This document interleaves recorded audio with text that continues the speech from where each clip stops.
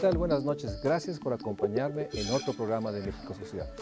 El día de hoy vamos a dedicar nuestro programa al gran tema del bienestar y la inclusión social, el mundo del trabajo. Para iniciar, los invito a que me acompañen a ver el siguiente reportaje. El desempleo en México es más que un número. En la actualidad existen 2.64 millones de personas desocupadas. La falta de puestos de trabajo es tan solo uno de los rostros de la desigualdad social, porque acrecenta la pobreza, la ausencia de oportunidades y la desesperanza.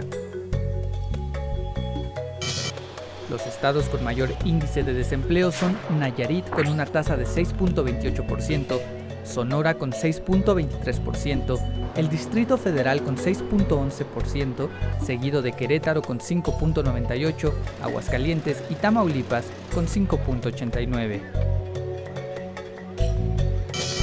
Tener un trabajo no es sinónimo de tener una mejor calidad de vida. La inequidad social se refleja en el universo de los que están empleados. 60% de quienes trabajan lo hacen en el mercado informal. Adicionalmente, hay 4.1 millones de trabajadores que no perciben ingresos, así como 6.7 millones que ganan menos de un salario mínimo al día.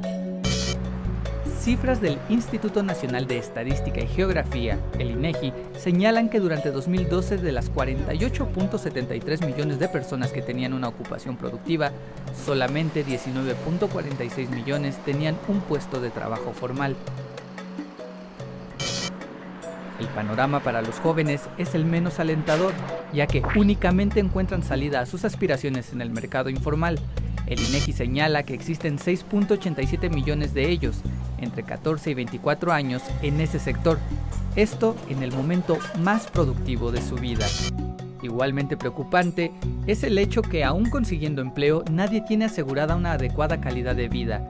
Según los datos del Coneval, cerca del 20% de quienes trabajan tienen salarios por debajo de la línea del bienestar, es decir, aunque se tiene empleo, no se puede salir de la pobreza. En la informalidad laboral no hay reglas claras. En ese mundo, la gran mayoría de los jóvenes y los adultos mayores tienen percepciones económicas bajas, carecen de seguridad social y tienen negado el acceso al crédito bancario. En México, desde hace tiempo, urge la creación de empleos de calidad generados por la reactivación y el crecimiento de la economía.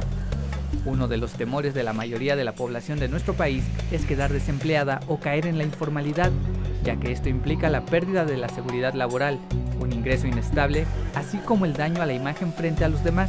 El empleo mismo se convierte en una virtud importante.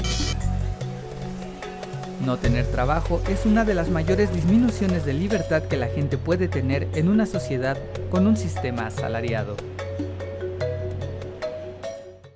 Para hablar del mundo del trabajo, tengo el gusto de tener como invitado de México Social al secretario del Trabajo, al licenciado Alfonso Navarrete Prida, el cual te agradezco enormemente que estés aquí, y te invito, antes de iniciar el diálogo, que veamos también las opiniones que hemos recabado sobre la enorme complejidad del mundo del trabajo que vive el país. Gracias por estar aquí, secretario.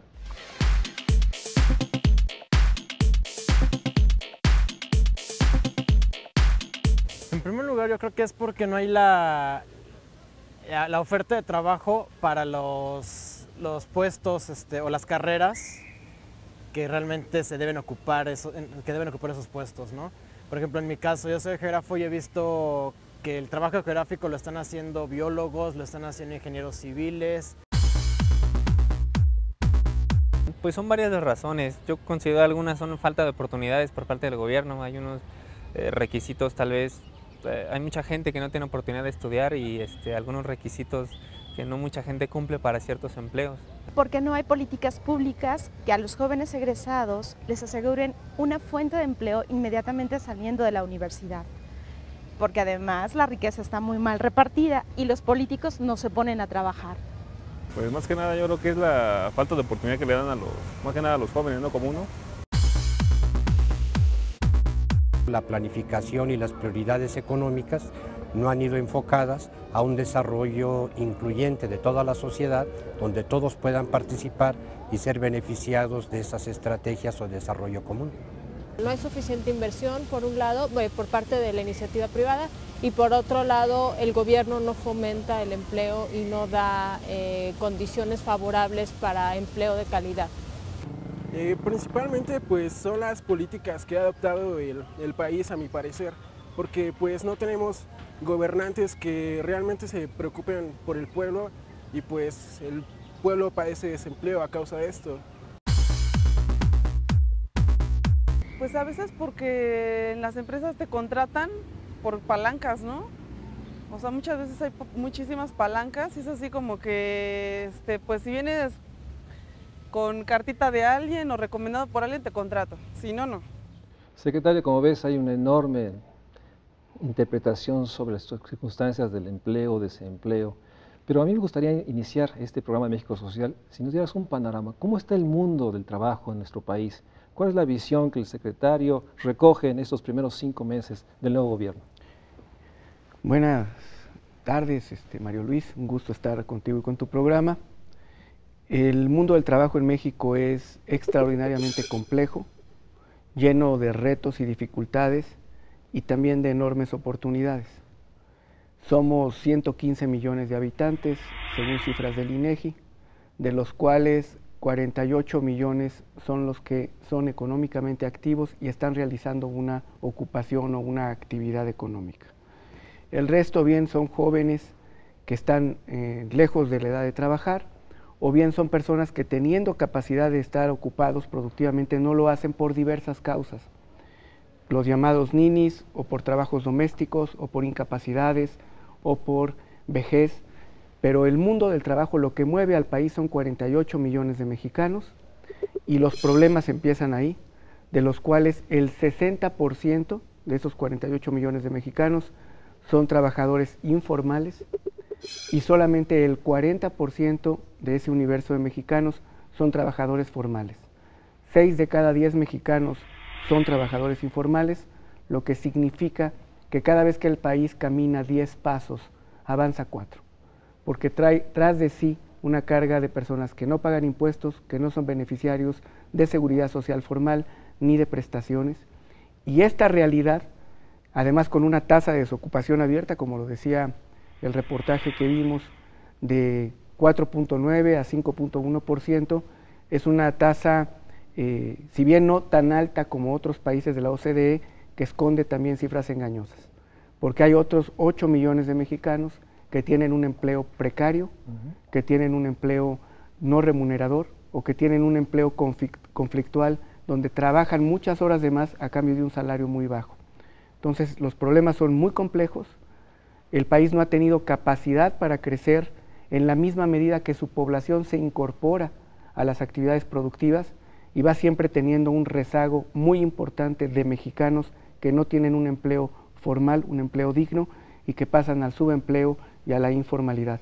Ese es el panorama que tenemos hoy por hoy en México. Tenemos un país en el cual se ha llamado el bono demográfico, esta realidad de que tenemos una enorme cantidad de jóvenes y jóvenes adultos que podrían trabajar y generar la riqueza, generar el país para todos aquellos que por edad o por circunstancias no pueden trabajar. El bono demográfico no lo estamos aprovechando, pero hay esta realidad y a mí me gustaría que entráramos primero con la informalidad que subrayas. Esta informalidad que, de acuerdo a los especialistas, pues implica, no hay un contrato escrito, no hay obviamente acceso a servicios de salud o a ninguna garantía, digamos, laboral, y esta informalidad que crece, que es una salida, también se expresa territorialmente de una manera muy disímbula. A nivel del país, hay entidades donde hay mayor presencia de esta informalidad. ¿Es así? Es absolutamente cierto. Hay estados donde la tasa de informalidad es mucho más alta que la media nacional, que es ese 60%, y son estados que se dedican fundamentalmente al tema de los servicios, en mayor medida comercio, en mayor medida todavía, o en menor medida manufacturas, y que estados de círculos de la pobreza como Chiapas, como Oaxaca, como Guerrero, como Michoacán en una parte, y a otras partes del país ya más focalizadas, tienen una tasa de pobreza, un nivel de pobreza extraordinariamente bajo y por lo tanto un alto nivel de informalidad. Entonces, nuevamente la informalidad también se expresa en estos estados, tradicionalmente el sur-sureste, donde hay mayor pobreza, mayor desigualdad, y esto también genera una enorme complejidad en términos de esta enorme realidad de trabajadores que por otra parte tienen salarios muy bajos. Así es. ¿Cuál sería tu apreciación sobre esta circunstancia del salario tan bajo que, déjame preguntarte, tanto los formales como los informales enfrentan también una circunstancia de que por horas trabajadas el salario sigue siendo muy bajo? En México, en los últimos 30 años, el salario mínimo, el virtual, ese que se fija a través de una comisión de salarios mínimos integrada por patrones y por trabajadores, ha perdido el 78% de su poder adquisitivo, ese salario mínimo virtual. Esos salarios bajos van asociados a una productividad muy baja. Para ponerte un ejemplo, lo que hacen 3 trabajadores mexicanos, lo hace un trabajador norteamericano. Un trabajador norteamericano genera $110,000 anuales en su trabajo, horas invertidas frente a la realización y la meta concretada, y aquí un trabajador mexicano genera al año $37,000. Estamos hablando de mano de obra calificada. Esto tiene muchas causas y muchas razones. Lo que decía muy bien y lo expresaban con mucha claridad algunos de los entrevistados, el país no ha tenido capacidad para crecer productivamente a los mismos niveles de desarrollo de otras naciones. Y el modelo, por lo tanto, no ha dado para poder absorber lo que sería el mayor capital que puede tener un país, que es su capital humano. Y por otro lado, en lo que son salarios mínimos, obedece a que en México el salario mínimo está asociado a más de 1000 disposiciones normativas que tienen que ver con otras cosas, pero no con el salario mínimo, que tienen que ver con multas, con sanciones, con vacaciones, hasta con prerrogativas de partidos políticos, y se vuelve un factor altamente inflacionario en épocas de estabilidad macroeconómica. Por lo tanto, no puedes elevar el salario si no tienes garantizado que eso está sustentado en un nivel de crecimiento económico que el país no ha tenido. En el momento que lográramos tener una unidad económica distinta para medir todas estas prestaciones, sanciones, multas, distinta a lo que es el salario mínimo en sí, quizá podríamos empezar a tener en la parte de salarios mínimos virtuales la posibilidad de recuperar poco a poco el poder adquisitivo. En ese sentido, vamos a ir a un corte, pero quisiera regresar a un tema central, el salario mínimo y la necesidad de generar otra unidad de cuenta para todos estos, digamos, tareas o cargos administrativos, pero también esta realidad de las horas ocupadas, que tiene que ver con lo que mencionaste, un crecimiento bajo, pero que no genera empleo. Vamos a un corte y regresamos ahorita para seguir platicando con el secretario del Trabajo, el licenciado Navarrete Prida.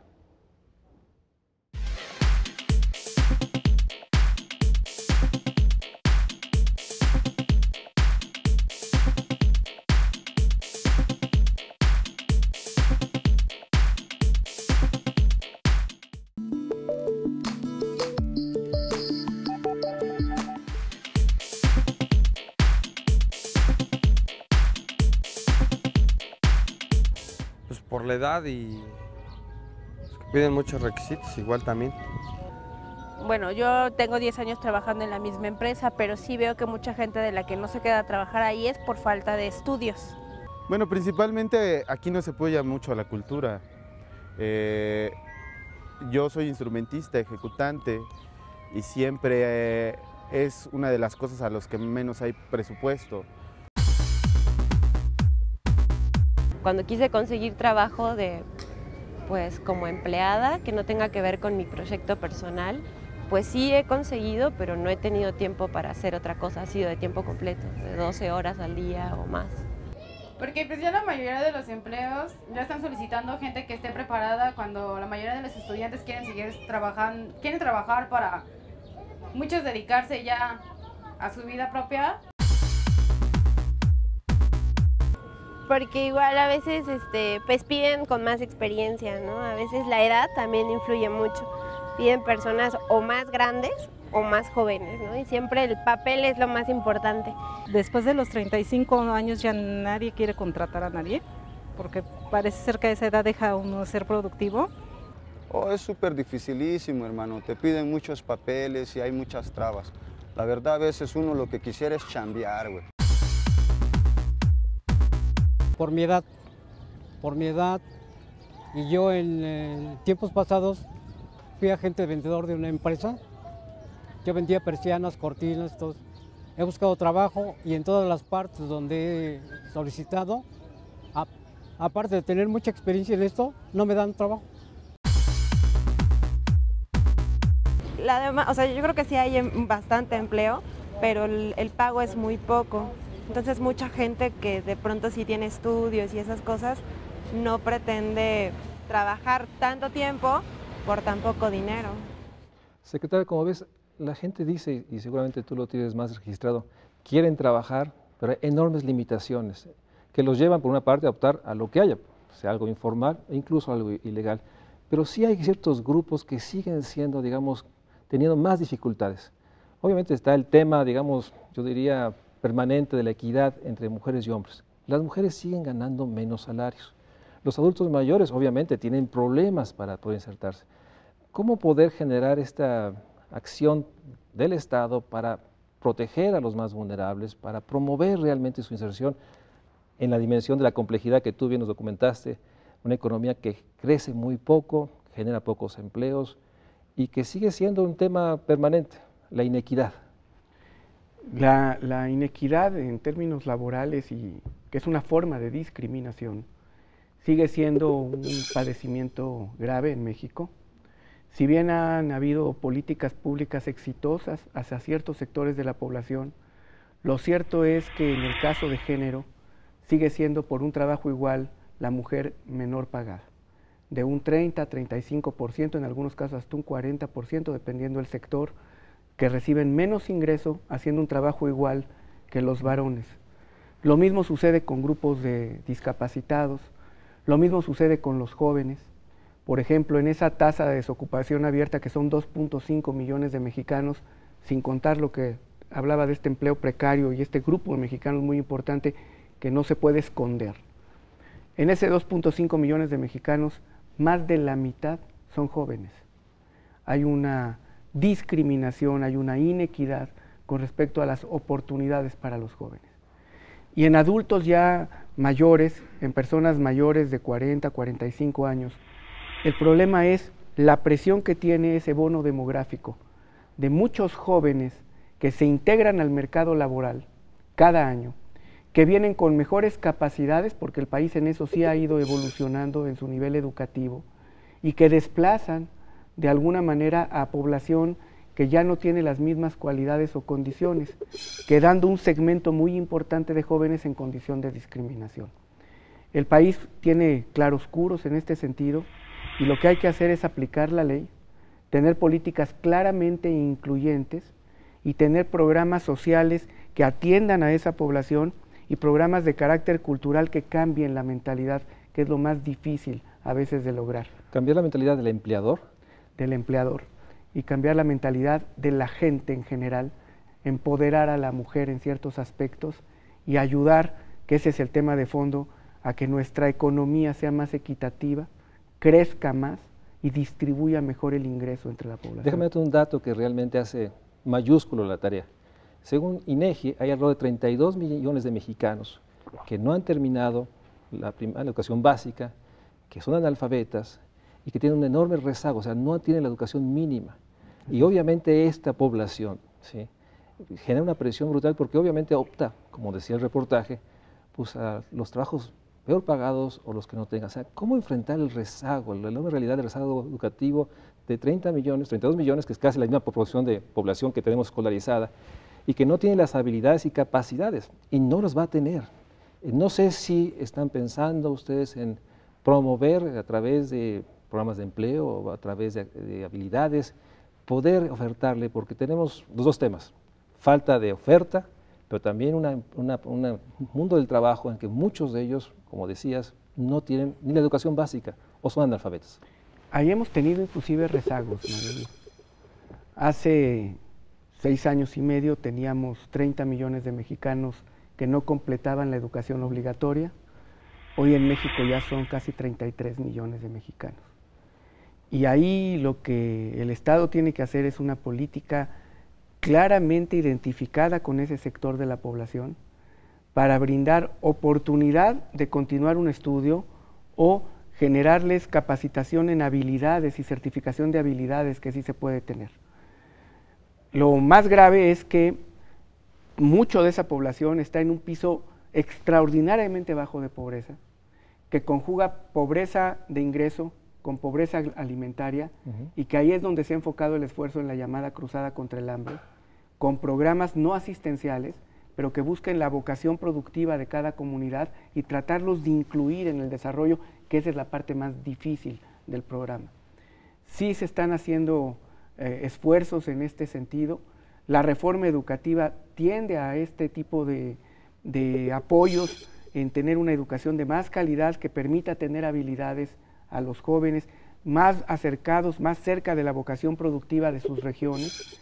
Y por otro lado, los esfuerzos que se hagan en toda la parte social, de política social compensatoria, dejando atrás programas asistenciales y metiéndonos en una política de activar progresivamente la economía, las comunidades, como alguna vez se hizo. Creo que ese es el camino, no existe otro mejor camino, ni se ha probado que haya otro mejor camino, y por ahí debe de caminar seguramente el gobierno, y el país debe de transitar. Por otra parte, la Secretaría que tú encabezas tiene el enorme reto de verificar la norma, de tener la capacidad de verificar que se cumplan los lineamientos. ¿Tiene la Secretaría del Trabajo estos instrumentos? Formalmente sí, en la ley, materialmente muy difícil. A la entrada de este sexenio había 300 inspectores del trabajo para todo el país. En este momento tenemos 700 inspectores del trabajo. ¿Para todo el país? Para todo el país. Entonces tenemos que actuar con mayor inteligencia e imaginación. Se publicó en Diario Oficial el último día de abril un nuevo sistema que obliga al empleador a comunicarle a la Secretaría del Trabajo cuáles son sus condiciones, entre otras de seguridad e higiene en el trabajo, y nosotros poder revisar. No le sustituye una inspección, pero el empleador sabe que está bajo protesta de decir verdad. Y si llega a haber un incidente o una revisión y lo que nos dijo fue falso, eso ya ahora como prueba en contra en juicio ante las Juntas Federales de Conciliación y Arbitraje, y ante la imposición de sanciones que ahora sí son extraordinariamente altas. ¿Cómo de qué nivel estamos hablando? De 5,000 salarios mínimos, por ejemplo, que para una pyme, que sucedan 3 o 4 casos, 5,000 salarios mínimos por empleado, si no se cuidan en esto, pues sí resulta ya extraordinariamente gravoso. Así es. Y en este proceso, ¿hay algún mapa que nos diga, digamos, del incumplimiento de la norma, que hay entidades donde es más, digamos, permisible esta realidad de empleadores que no cumplen las normas mínimas, que no pagan los salarios justos, o es un asunto homogéneo del país? Es un asunto homogéneo en el país, que se expresa en los diversos sectores donde el país tiene presencia en sectores productivos. ¿En qué sectores hay donde parte sur, sureste, la población que se dedica a actividades agrícolas, la población que se dedica a servicios o a pequeño comercio, es una población extraordinariamente explotada. En el norte del país, donde hay población que se dedica a la extracción de carbón, a la actividad minera, hay gente que es enormemente explotada con una actividad que debería estar prohibida, que son los llamados pocitos de carbón, y que nada más arriesgan vidas. Dependiendo en qué parte del país se manifiesta de mayor manera las condiciones de inequidad o de desprotección social hacia los trabajadores, y hay que atenderlos de forma diferenciada, siendo un fenómeno general en el país. ¿Cómo van a fortalecer o cómo vas a fortalecer esta capacidad del Estado, a través de la Secretaría del Trabajo, de verificar las normas, de realmente, no sé si tener 2,000 o 3,000 verificadores, más allá de la voluntad de los empleadores de manifestar? Yo sí creo que se requiere realmente más presencia de la Secretaría del Trabajo en esas zonas, en esas actividades de alto riesgo. Hemos estado conviniendo con gobiernos estatales la capacitación para que nos ayuden en las labores de inspección. Hemos estado capacitando también a otros grupos de personas dentro del gran marco de la Secretaría, de lo que ofrece la Secretaría Servicio Nacional de Empleo, a que ayuden a verificar, no con la función sustantiva, sí con la capacidad de avisar lo que está ocurriendo. Es decir, todos los esfuerzos de la Secretaría, el personal que tiene la Secretaría está abocado a una función específica, que es verificar las condiciones del trabajador y ayudar en el tránsito de la informalidad hacia la formalidad en el empleo.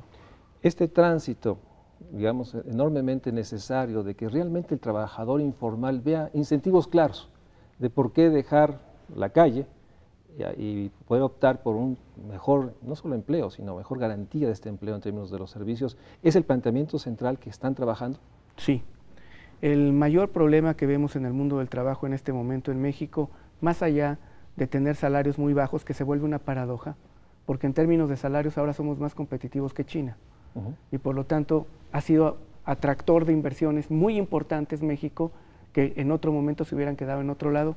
Más allá de eso, el problema es que de 6 de 10 es imposible que México avance teniendo esa cifra de informalidad. Vamos a un corte, pero sin duda hay que subrayar lo que el secretario nos ha dicho. Tenemos los enormes problemas de salarios bajos, la enorme realidad de que la informalidad tiene rostro de juventud, la enorme trascendencia de que sigue siendo nuestro país un México social muy inequitativo. Ser mujer implica bajos salarios. Y por otra parte, lo que ha subrayado, necesitamos una Secretaría del Trabajo más poderosa que verifique. Vamos al corte y seguimos platicando con el secretario del Trabajo.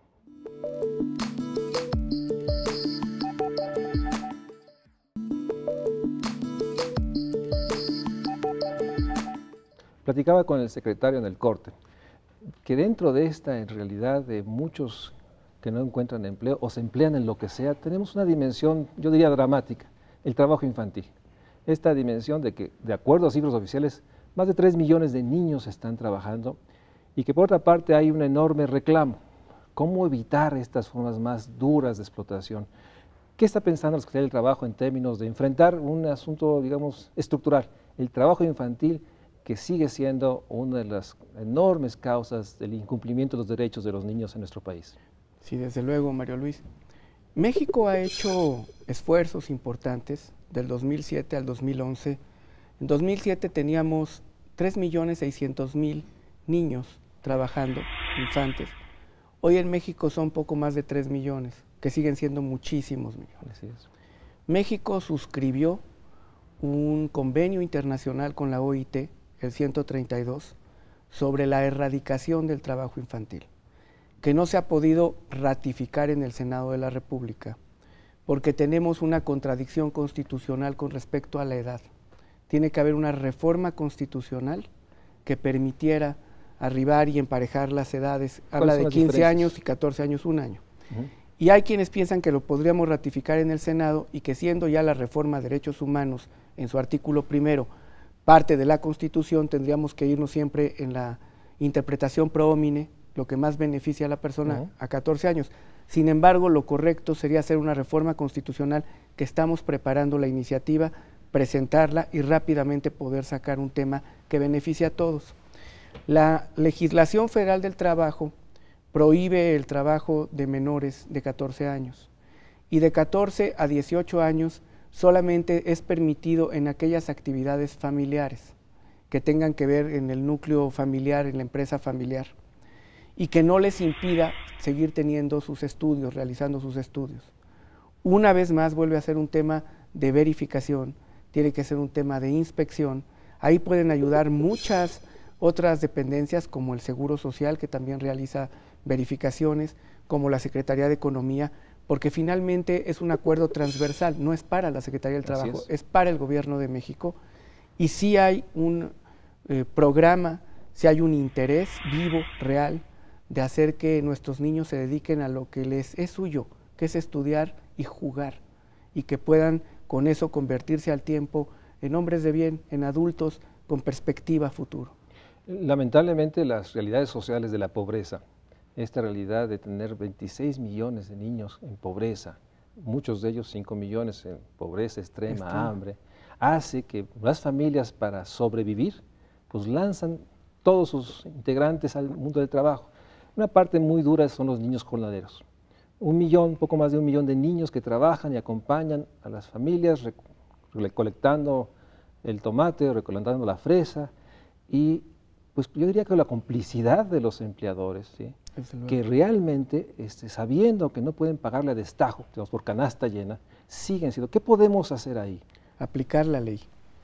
Yo creo que la crisis principal que atraviesa el país, al margen de todas las pequeñas o grandes crisis que tiene, pero la mayor crisis que tiene el país es la no aplicación de la ley, la ausencia de Estado de Derecho. Y la única manera de hacerlo es empezando a poner sanciones. y empezando a hacer trabajos de inspección también en el terreno agrícola. La Secretaría de Agricultura tiene facultades para ir a inspeccionar y atender este tipo de problema, erradicar el trabajo infantil. En definitiva, tiene que modificarse nuestro sistema educativo con escuelas de tiempo completo. Tenemos que intensificar los programas alimenticios a esa población, no como un programa asistencial, repito, sino visto en la perspectiva de la generación progresiva de habilidades que le permitan a la gente salir adelante, y ahí vamos con un gran rezago, con una gran desigualdad. Sin embargo, sí se están haciendo esfuerzos en esta dirección, quizá no los suficientes, pero de que ya hay una lupa sobre el tema, de que ya se puso sobre la mesa el tema y de que ya se está trabajando en el tema, yo creo que el país va caminando en ese sentido. Tú en estos 5 meses has platicado con muchos empresarios. ¿Cuál es tu percepción? ¿Realmente hay esta conciencia de que tener niños trabajando, ya sea en los campos agrícolas, ya sea en los hogares domésticos, fractura el futuro de estos niños y los lleva a situaciones de explotación permanentes? ¿Hay una actitud receptiva o simplemente está esta, deja ponerlo así, percepción de que, bueno, está la ley, pero como nadie la verifica, nosotros no vamos a hacer? ¿Tu percepción es de que sí hay en esta una voluntad mayor de cumplir la ley, pero ir más allá, a un compromiso ético? No pueden tener niños explotándose en las empresas, en los campos, en los hogares. Yo creo que sería malo hacer generalidades. Ha habido de todo en las reuniones que he tenido con presidentes de cámaras, con empresarios, con líderes de opinión, con pequeños empresarios, y mayormente hay la conciencia, esa sí la tienen clara, de hacia dónde se tiene que caminar. Y cuando esto se traduce en tener que llevar a la práctica reformas que tiendan a estabilizar, empieza a haber grandes resistencias, sobre todo de aquellas empresas que no tienen la suficiente capacidad para salir adelante y que recurren entonces a prácticas que son a todas luces ilegales para la contratación de personas, sean menores de edad o sean mayores de edad, y que te llegan a poner el dilema de que o le doy equipo de seguridad o le pago la nómina, porque las dos cosas no puedo, cuando es una obligación del patrón, y tendría que verificar exactamente entonces cuáles son sus perspectivas y sus estándares sobre los cuales está trabajando.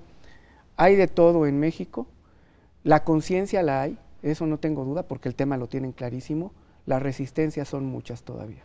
Y un tema central está esta realidad de la enorme cantidad de mexicanos que trabajan sin un contrato por escrito. O sea, una relación empleador-empleado totalmente verbal que pone una situación de enorme vulnerabilidad. Es un tema que está ahí, que nuevamente esta paradoja. Tantos jóvenes, tantas personas que buscan un empleo, que aceptan condiciones incluso verbales. ¿Cómo podemos avanzar en términos de formalizar las relaciones de trabajo? La reforma laboral les ofrece alternativas al empleador y al empleado. La reforma laboral recientemente aprobada por el Congreso de la Unión es una apuesta alta a la flexibilización en la contratación individual.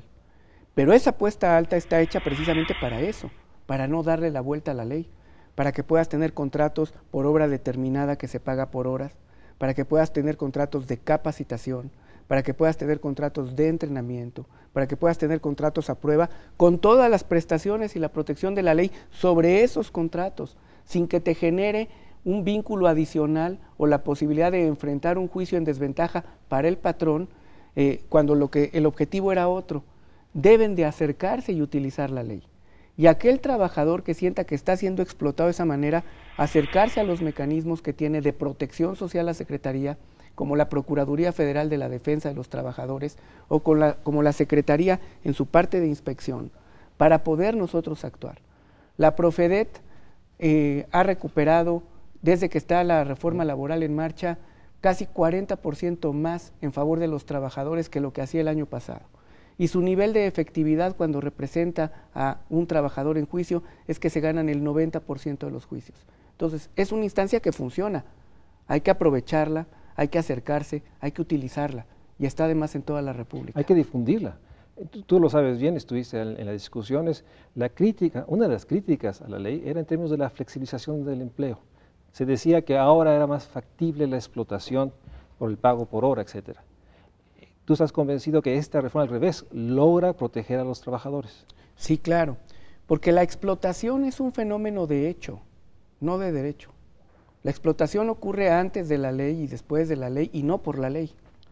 Lo que la ley está haciendo es dar una salida dentro del marco legal para que se regularice una situación en beneficio del trabajador y que no tenga riesgo el patrón. Lo que la ley está haciendo es decirle, puedes contratar a alguien por una obra determinada que se lo vas a pagar por horas bajo ciertos límites, para no tenerle que dar la vuelta a la ley y firmar un contrato indeterminado que luego repercute en una demanda que se tarda muchísimo y terminas negociando salarios caídos. Puedes contratar a alguien para entrenarlo, puedes contratar a alguien para capacitarlo por una sola vez, no puedes repetirle el contrato. Vamos, la apuesta alta, que repito es eso, la flexibilización de la contratación individual, lo que busca es que tanto el empleador como el empleado tengan una herramienta legal que les permita formalizar su empleo y acercarse a estar en el campo de protección del derecho. Digamos, ordena y logra darle causa a una realidad que está. Así es. Y permite sobre todo garantizar un mejor empleo al joven que está ahí empleado. Y en ese sentido volvemos al tema, la Secretaría tendrá que verificar que realmente está y difundir. Así es. A meses de la ley, ¿tu percepción es que ya hay una comprensión de la ley en el país? Yo creo que todavía no, que los empresarios quedaron temerosos por cómo se reguló el outsourcing o la subcontratación, que es un beneficio de la ley, que ahora se regula, que los mecanismos de contratación individual no han permeado todavía lo suficiente, que el tema de los derechos sociales y en la parte procesal de las juntas sí está empezando a funcionar los juicios sumarios y el acortar los juicios a no pagar más de 12 meses de salarios caídos, con lo cual sacamos al coyote en beneficio del trabajador, pero que falta mucho todavía para que se concientice y se interiorice. Pensemos que había 42 años sin modificación a ley alguna del trabajo y que esto implica desde luego una nueva realidad que se tiene que ir adaptando. Y en ese sentido, ¿cuál va a ser la estrategia a fin de poder lograr comprender, apreciar y cumplir la nueva ley? Pues hemos hecho todo un esfuerzo de difusión. Todos los delegados han citado a gente de las cámaras para dar explicaciones de lo que significa la reforma laboral. Nos hemos acercado con todos los sindicatos para decírselos. Les he pedido como secretario a nombre del Gobierno de la República que crezcan los sindicatos, que tengamos sindicatos fuertes, que defiendan los derechos de los trabajadores, que tengamos sindicatos responsables. Y pues es un esfuerzo que va a tardar meses. Vamos a seguir nosotros difundiendo lo que es la Ley Federal del Trabajo. Lo hemos hecho hasta con nuestros trabajadores migrantes cuando regresan. Hemos hecho trípticos en inglés que se distribuyen en distintos consulados, embajadas, a nuestros trabajadores temporales en Canadá. Y es un esfuerzo que habrá que seguir insistiendo en él lo que tarde hasta que permee claramente qué son la ley, cuáles son sus beneficios, cuáles son las obligaciones y cómo se cumple. Vamos a un corte, regresamos con el secretario del Trabajo. Queremos platicar también de qué están haciendo, cuáles son las funciones de las delegaciones que tiene la Secretaría en cada entidad. Realmente, cómo logra insertarse a esta realidad de los gobiernos estatales y permite realmente ser un esfuerzo de la República. Vamos a un corte y regresamos con el secretario del Trabajo.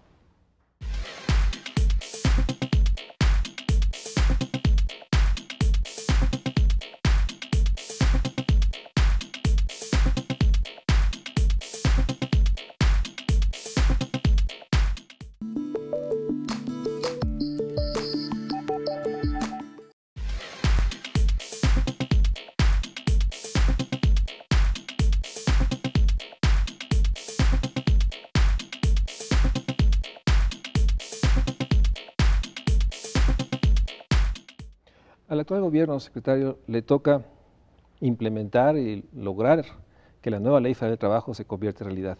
Pero recientemente hubo también otra reforma que le da facultades a la CNDH sobre el tema laboral.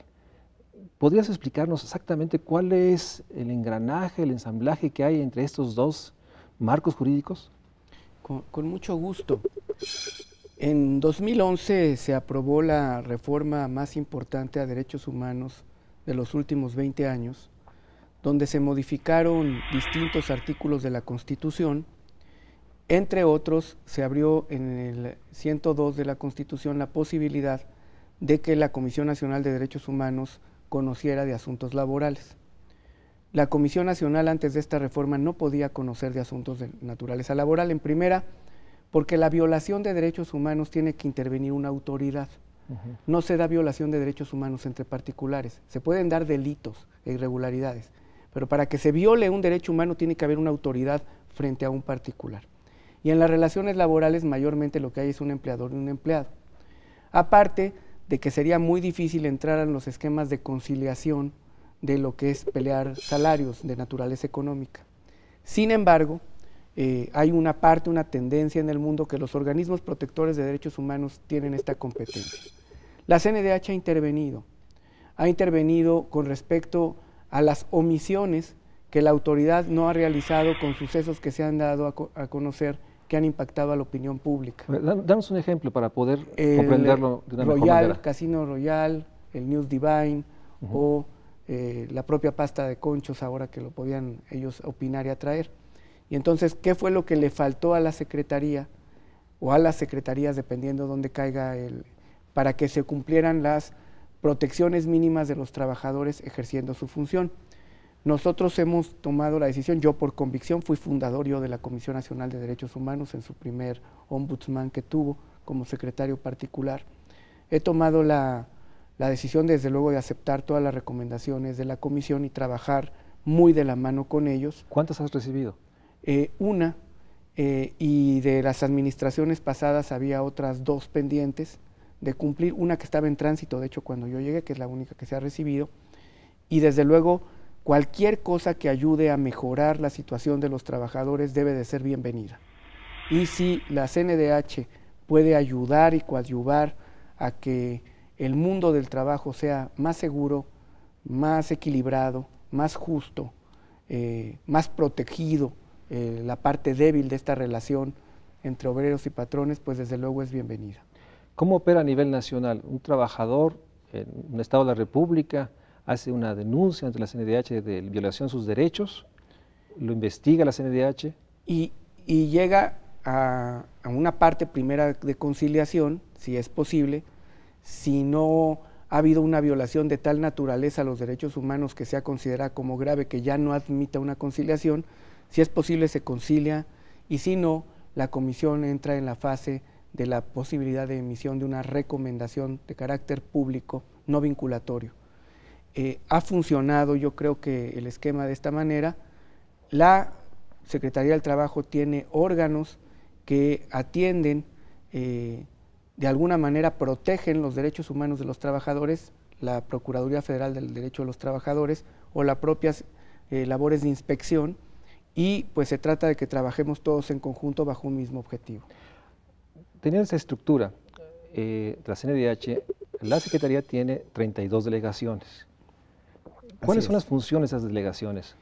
El delegado es el representante de la Secretaría del Trabajo con todas las facultades que ésta tiene en un determinado estado de la República.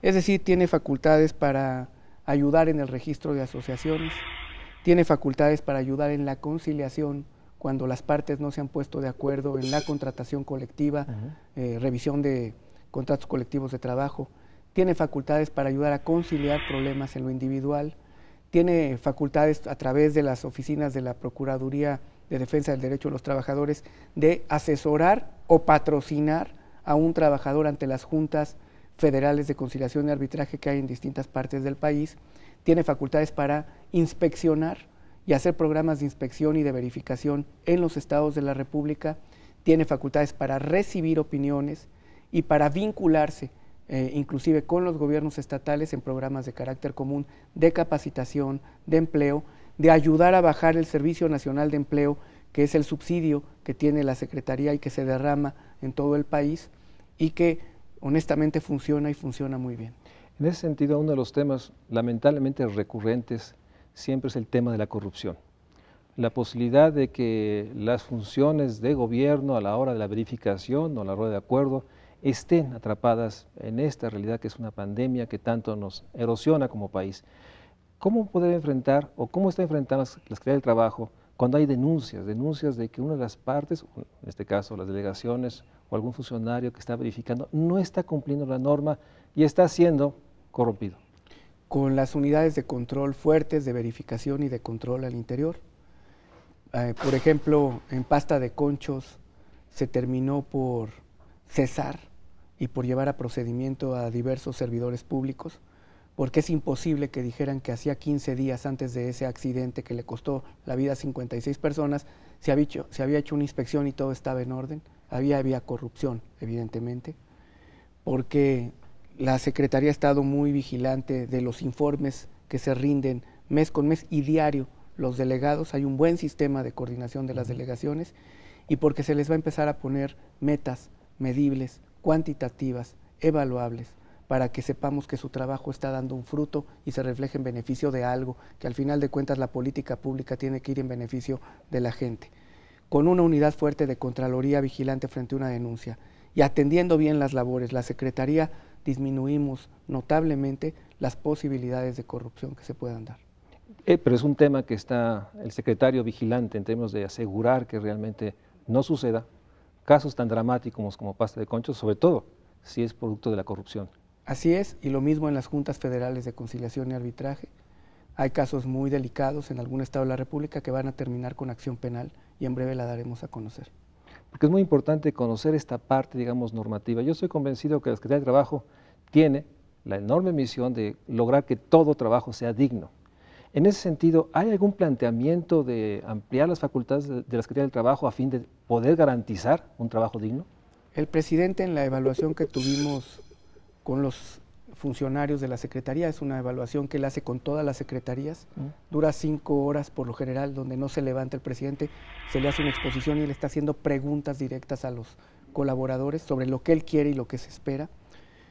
Fue muy claro que necesita una Secretaría del Trabajo fuerte, una Secretaría del Trabajo que le permita servirle a los trabajadores y a los empleadores de México, una Secretaría del Trabajo que ayude a la gobernabilidad del país. ¿Cuál es tu expectativa, tu visión en los próximos, digamos, próximos 2 años en términos de empleo? ¿Tu percepción es que podremos realmente crecer más y con más empleo?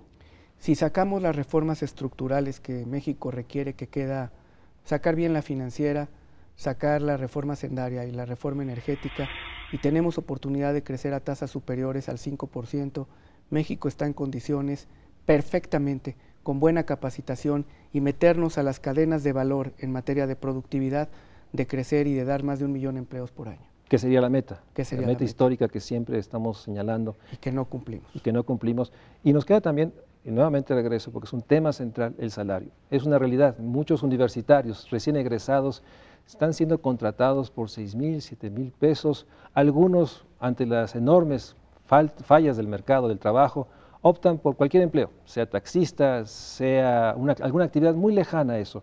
¿Cómo podemos realmente, a estas generaciones que están saliendo, pues empezar a generar sí empleos, pero empleos dignos, con salarios dignos?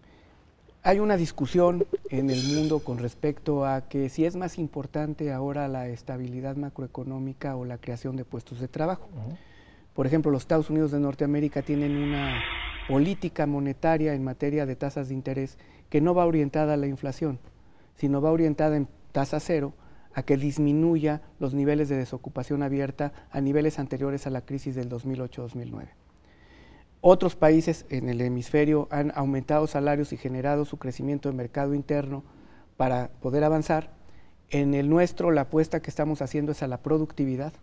En la medida en que seamos más productivos, crezca más la economía, los salarios van a ir recuperándose, mejorando y desde luego con solidez, con finanzas públicas sanas.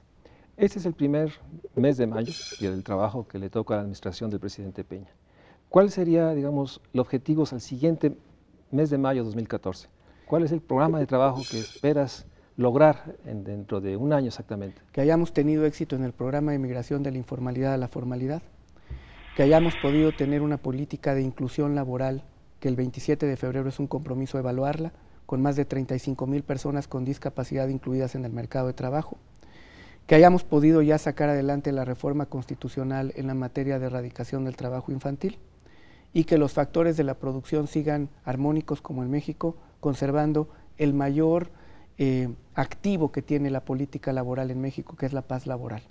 En este país no hay huelgas y por lo tanto los factores de la producción están en condiciones de concentrarse, de que con un comité de productividad y crecimiento económico nos fijemos metas y las podamos empezar a cumplir. Mencionaste, y nos quedan pocos minutos, pero no puedo dejar el tema de los sindicatos.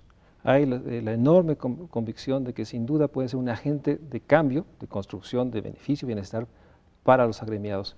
¿Qué estás haciendo, qué están haciendo en términos de fortalecer la vida sindical y lograr digamos, un empleo digno? Primero, el respeto absoluto a la autonomía sindical. Es un convenio internacional, el 87, que México suscribió con OIT. Y segundo, tener una gran comunicación con sindicatos, con líderes responsables, para que comprometamos en cada revisión que hemos nosotros tenido la oportunidad de ver y de conciliar, de revisión contractual colectiva, meter la cláusula de productividad. Más del 10% de contratos colectivos de grandes empresas tienen cláusula de productividad, no como una prestación, sino como una forma de saber si vendo más, si se gana más, si se hace mejor, qué beneficio tiene también el trabajador sobre eso. Y en eso estamos encaminados. Y están trabajando con todos los sindicatos y están generando esta conciencia, esta cultura a nivel nacional. Absolutamente. En un proceso continuo, ¿el secretario está viajando a los estados para vincularse con esas reflexiones a nivel local? Por lo menos una vez a la semana viajo a un estado de la República y le dedicamos tiempo a tener reunión con los sindicatos más importantes, con las autoridades locales y eventos que me permita pulsar cómo van las relaciones laborales. ¿Tu percepción es que hoy, mayo 2013, hay un ambiente laboral que permite esperar reformas que logren crecimiento con equidad? Sin duda. El pasado 1 de mayo fue la mejor prueba. Hacía 14 años que no se reunían los factores de la producción con el presidente, incluyendo al sindicato, a la UNT, a la Unión de Trabajadores, Nacional de Trabajadores, en un ambiente de cordialidad, en un ambiente de para adelante, de compromisos y desde luego de política pública clara en beneficio de los trabajadores. Yo quiero agradecerle al secretario del Trabajo tu enorme disposición de estar aquí en el estudio de México Social, hacer esta reflexión de lo que se ha hecho, pero sobre todo del proyecto que se tiene desde la Secretaría del Trabajo. Ojalá el próximo mayo nos veamos y podamos hacer una reflexión sobre esto. Muchas gracias a todos, nos vemos el próximo martes.